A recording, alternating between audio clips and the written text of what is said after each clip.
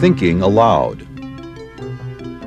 Conversations on the leading edge of knowledge and discovery with psychologist Jeffrey Mishlove.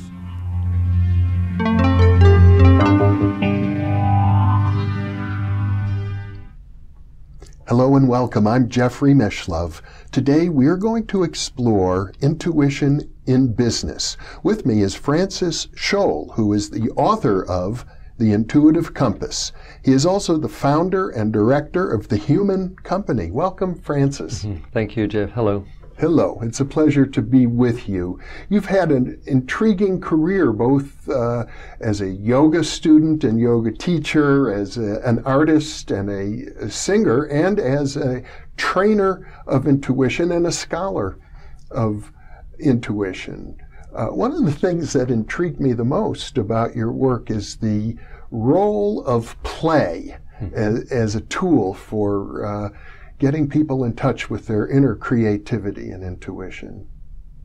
Sure. Okay, so just one word, scholar. I'm not sure. I do not have an academic background per se in the field of intuition and psychology. No, but your book is well researched. Okay, thank you. Yeah, I did. I did try to research as much as I could. I think you did a fine job. Okay, thank you very much. I appreciate that. Thank you. No, that was my effort and my initiative to really ground the work. Yes. So now let's discuss play. So as part of my research, I found Dr. Stuart Brown, who's the founder of the National Institute for Play, and who has a lot of wisdom and research to share with us. And one of the things I understood from his work is that play is one of the most archaic neurological function developed in the human brain. So in the genesis of the human brain, not your brain and my brain, but the human brain, way back when. So play lives in those very basic areas of the brain, where actually instinct lives as well, the stem brain, the reptilian brain. Mm-hmm. So when we play, first of all, we are, at the core of our essence, of our core of our beingness, for one. But two, we also access the part of the intelligence that really lives in the instinctual parts of the brain. Mm-hmm. So you access through play a form of intelligence which we can call deeper intelligence, instinctive intelligence, where actually humanity is at its most adaptive, creative, and resilient. Now you're using the word instinct, I think, a little differently than some people use it, and I know it's an important word for you. You see intuition as the balance between reason and instinct, but many people think of instinct as sort of our animal drives, the sexual drive, the drive for hunger, and so on. You're, I think, using it in a wider sense. I mean, this is correct. I mean, instinct's design is to ensure the survival of our species, so sexuality is definitely part of it. Defending one's territory as animals do is part of it as well. Yeah. But there's also research that was conducted by MIT in 2007 that showed, so neuroscience research by neuroscience departments at MIT, that showed that actually the part of the brain associated with instinct, the reptilian brain, fires up when we entertain very complex thoughts and make complex decisions. So, for instance, when you are involved in mathematics, which is a high form, of study that requires high form of intelligence, actually, that part of the brain associated with instinct fires up. Oh, okay. So. And many mathematicians, in spite of the rigor of mathematics, are very intuitive. Well, intuitive for one, but, I've interviewed a number of researchers and I've researched a number of scientists as well in their writings in terms of the moment of epiphany, the moment of breakthrough. And they will tell you that often they would say, I was not working. I was playing. Some even say I was playing. Some will say I was not consciously involved in the moment of breakthrough. Of course, 20 years, 30 years, 40 years of research has preceded that moment of breakthrough. But the moment when you emancipate a system of laws or a theory, into a new system, that moment eludes the rational mind and eludes the conscious mind. How interesting. So it's a question of getting a little deeper, getting underneath the cognitive processes of the cortex. Yeah, absolutely, absolutely. And play is, as I say, the best way to actually do this in an active manner. So, sleep is one way to get us to, the deeper level of consciousness, as you were saying. Of course, drugs is another way. Meditation is another way. You hear a lot about mindfulness on the West Coast. That's more and more in business, thanks to the work of some people at Google. But what I think is very useful for organization is mindfulness in action, which is actually play, which is really the goal of the Intuitive Compass, to bring people to that place of active mindfulness where you can reach those strata in our consciousness and intelligence and brain to access deeper processes that will get you to become a better problem solver, someone who can solve complex challenges and higher level of resilience and adaptability. Now, you mentioned Google, and I know mindfulness has become a buzzword in business, but maybe I'm old-fashioned. I associate mindfulness with Buddhist Vipassana meditation. Sure. Am I wrong about No, you don't. You're absolutely right. Actually, it's work that, you know that better than I do, but that was brought from India in the 70s by some American psychologists to the United States, and then, it made its way to corporate America 40 years later, 45 years later, Many years ago, I interviewed Shinzen Young, a meditation teacher who specializes in that. But in the corporate world, mindfulness training, and I imagine in your work, it's much more or much different than, let's say, sitting on a meditation cushion. Okay, so I have a very little exposure to mindfulness. I took one 2-hour, 3-hour workshop, which was essentially, a way to guide people through a meditative process so that, from a neuronal process, people would go into slower brain waves and therefore access different parts of the brain and different brain patterns. What I do is I take people through games so that they can realize that in the face of a complex challenge where, let's say, linear thoughts, will not be the solution, where you get stuck when you try to strategize your way through the challenge.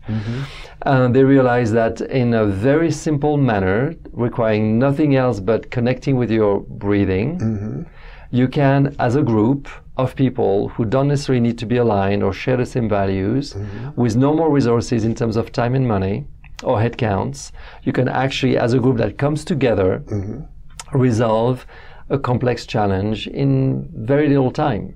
And that can be repeated in the context of business with real business challenges. In that case, the game I take them through is an acting game. It's an actor's game, actually, I think, associated with method acting, Lee Strasberg's work. Yes. Where I studied in New York. That's part of my acting training. That game has actually, what's interesting, has a goal attached to it. So you do need to reach a goal, resolve a problem, and it's a fantastic experience. The method acting of Strasberg. It's also based on the Stanislavsky method. Absolutely, is it not? Yes. Sure. It's intriguing because I spent many years studying the work of Gene Houston, who has a mystery school and very complex, in-depth human psychology training, and it's largely based on the Stanislavsky method. So I know it's very powerful. Many people in Human Potential are not aware of the uses of acting methods. Sure. I mean, there's also, I think, that a professor or a doctor called Moreno in Argentina, psychodrama, that was actually also... Jacob Moreno? I studied psychodrama as well in my younger days. Yes. Sure. Very powerful. And I know another influence in your work is Dr. Tomatis in Paris. Actually, I visited the Tomatis Institute back in 1976 in Paris. So let's talk for a moment about that as well. So I will talk to you about Alfred Tomatis and the work I did and why I did that work. Studied over 3 years his methodology. Before that, just in terms of theater, there is the work of Stanislavsky and the work of Strasberg that have been interesting experiences and influences on my way of thinking. But really, I think what's been most life-changing has been the work of Vakhtangov School in Russia, you know. I mean, that's been, you know, really, really transformative. So it's really physical theater. So you do approach a character not from, let's say, an emotional perspective, but much more from a physical perspective. So let's say you will do an exercise which consists in being somebody who limps for a week.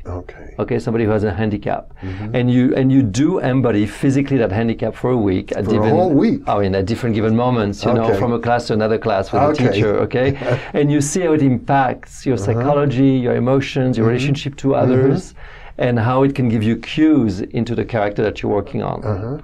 That would be consistent with the William James. The James Lang theory of emotion, which is you start with the physical and then move to the emotional. Yeah, I mean, I know of Lang, but I didn't really study his work. But, you know, the work I do is really tapping into the body's intelligence, which, of course, is not separated from the mind. But in our culture, it is separated from the mind, okay? Because when you go to school to learn about life and become a human being, you know, that's educated and function well in collectivity, in society, you are essentially taught through the mind. And there are very few courses in somatic awareness in any college or university. No, at least in my upbringing, you know, I'm 50-year-old, so, you know, 51 now. So, you know, so now you bring that back to 40 years before, you know, in France, that was not taught. So you would go to school, you know, you would do some art, and then you would study math and physics and history and literature. And none of these were connected, you know, and I think it would be a very interesting way to recycle, you know, traditional culture into a modern context for young people to not leave behind Shakespeare and bring it into their awareness of the world if Shakespeare was taught through the body, which can be so easily done because there's such an importance of rhythm in his writing. Yeah. So anyway, so to come back to Tomatis, so Alfred Tomatis is an interesting character. He was the son to an opera singer, baritone, you know, Italian, French Riviera, Italian descent. And he was himself an ENT doctor. Yes. And he started to help colleagues of his father who had problems with their voices. And he realized that there was a relationship between their voice and their ability to listen. Yes. And that there was a relationship, a very close relationship, and that's the law, the Tomatis law, which is, you know, the voice can only reproduce what the ear hears, can perceive. So he developed actually a machine to train the human ear, individual's ear, in being finer at hearing certain frequencies. And if you have a fine listening apparatus, then you're actually very naturally enriching the human voice. And I know that you write about how important the auditory sense is. Of course. You know, and that brings us to intuition. So interestingly enough, you know, intuition, intuere, you know, the Latin root is to look within. But actually, I'm not sure it's to look within. I think it's more to listen within. You know, the ear is receptive. You know, when you listen, you receive the world. Yes. When you see, you project onto the world. Native American, you know, yesterday we were all on an Indian reserve. Native American would say the human eye is an arrow. And so, you know, it's something that you project onto the world. And the human ear is the receptiveness. You know, when I saw Avatar, the movie. Yes. You know, they were always saying, the native were always saying, I see you. And I would have loved for them to say, I receive you. You know, because it's very different. And in the receiving, there is the feminine attitude.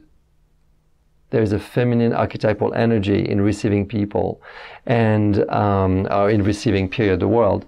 And I think that the reason why the auditory is so important is because it connects us with an experience within, more than seeing, which constantly organizes the world that we have around us. You know? I think in your writings you point out how the auditory sense is developed in infants before the visual sense. Yeah, okay, that's another very fundamental aspect. Actually, the most visceral, instinctual senses of all is the olfactory, okay, the way we take in odors and smells. But the most archaic one is the listening, the auditory sense. It's developed in the fetus in the age of 15 day of age. So at least according to what I learned from Dr. Tomatis, who was a medical doctor in France.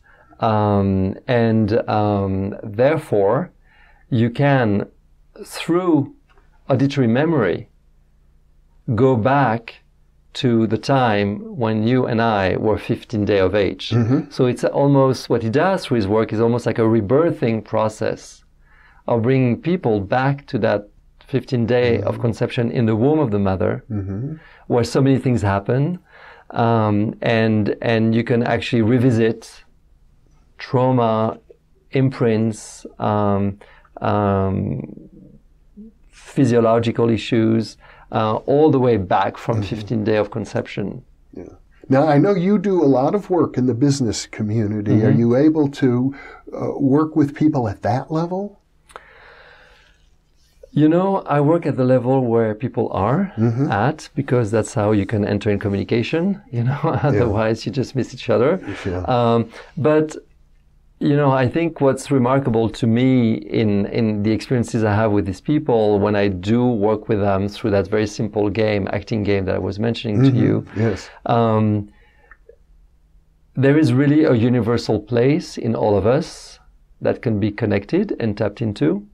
And it doesn't take very much to bring people back to that place. It's very simple. And actually in 15 minutes, 15 minutes, 15 minutes, you can move a group from being stuck in solving a problem by solving it, let's say, the way a chess player navigates a chess game, which is algorithmic and strategizing. Yes.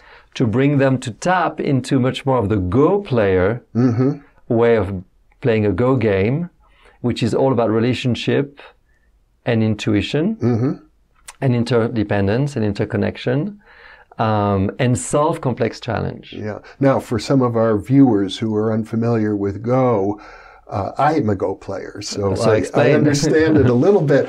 I would say if chess is a game of two armies fighting each other on a battlefield and going at each other like that, Go is more a game of guerrilla warfare, where the black and white stones can sort of interpenetrate each other. Yeah, it's a constant dance, constant interaction. It's like the yin and yang, you know, it's like, so I respond to your response. It's like martial arts. You know, you work with actually the response of the opponent. It's the national game of China and of Japan, I believe. Yeah, and Korea.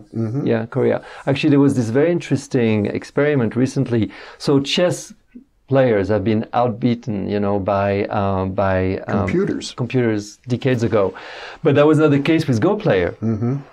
Go player, you know, have or tap into a much more complex intelligence. So machines have not been able to win over them.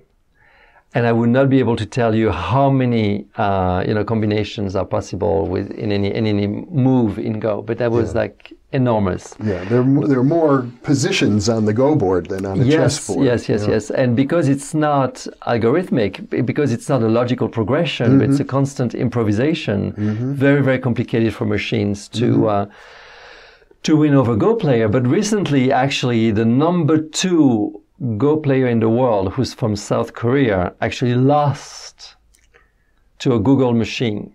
Well, I think it's fair to say that eventually artificial intelligence is going to keep growing and growing until it's vastly more powerful than, especially at limited things like Go. But recently I had an artificial intelligence expert, Ben Goertzel, who said, you know, general intelligence is coming, that computers will be vastly more powerful at many, many, many tasks, just like human beings. They'll become super conscious. So I am not an expert, in AI in absolutely no way. But what was interesting in that moment of the machine winning over the Go player, and by the way, the Go player won over the machine the day after.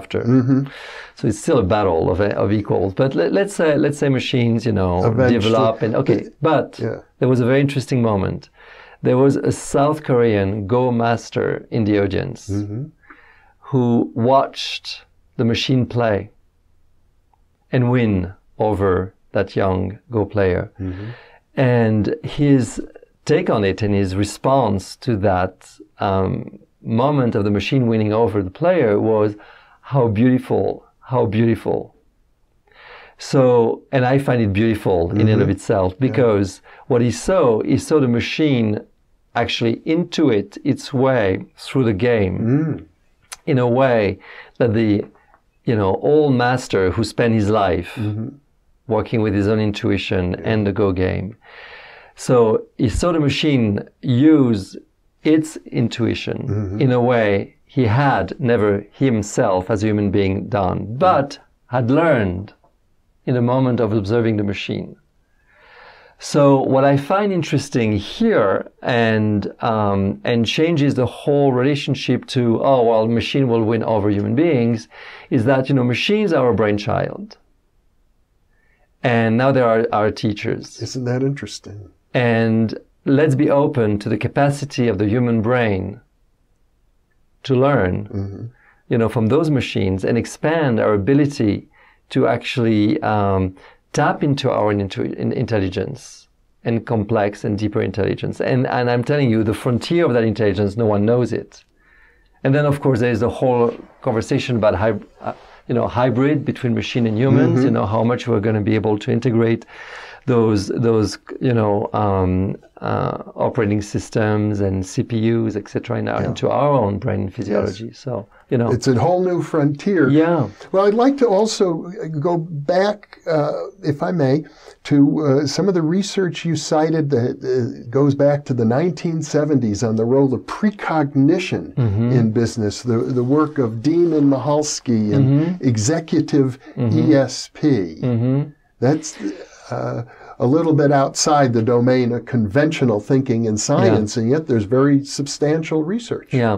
So before we go there, just to close on AI, the thing I would like to say, so you hear always people in science, engineers, etc., say, oh, no, it's over with human species, machines are going to win us over, and so on and so forth. So you also hear people who say that machines will never duplicate what the human mind can do. Okay, and my answer to this, and that last statement seems to be very much controversial today, because machines actually win us over in many ways. But I think, and that links us to what the other subject and what I do in business, I think my answer to this question, whether machines will win over human species or not, my answer is I don't know, but I know that I don't know. And the awareness of not knowing that you don't know is actually what brings you to being able to solve complexity. Yeah. The whole human race took great leaps forward when we began to admit that we don't know things. But that's very important. There's a very important thinker in France who was actually from Spanish origin and left Spain because of the Civil War, a Jewish Spanish philosopher and thinker by the name of Edgar Morin, who speaks a lot about complex thinking. And he says, we've reached a place where we don't ignore any longer our ignorance. That's a pivotal moment. It's a pivotal moment in the development of our consciousness. Yes.